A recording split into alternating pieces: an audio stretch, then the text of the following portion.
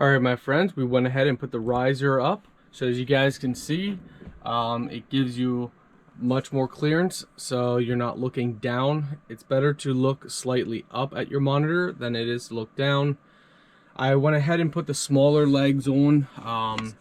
Originally we put the bigger legs on, but now we have the smaller. So yeah, what it looks like.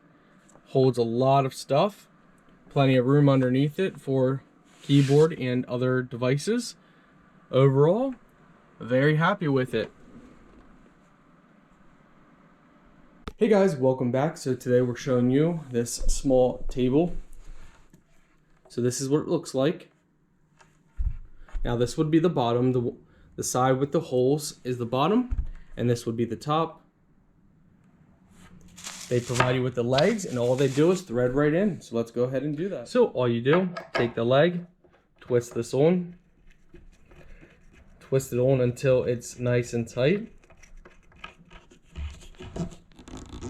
And now these go right on here. So what you do is you peel off this protective tape, stick it on for the bottom of the legs. Just like this.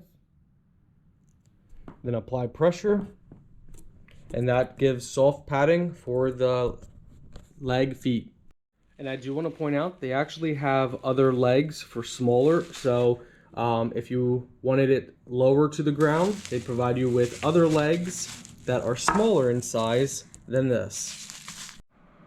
All right, my friends, we went ahead and put the riser up. So as you guys can see, it gives you much more clearance, so you're not looking down. It's better to look slightly up at your monitor than it is to look down. I went ahead and put the smaller legs on. Originally we put the bigger legs on, but now we have the smaller. So yeah, what it looks like. Holds a lot of stuff. Plenty of room underneath it for keyboard and other devices. Overall, very happy with it.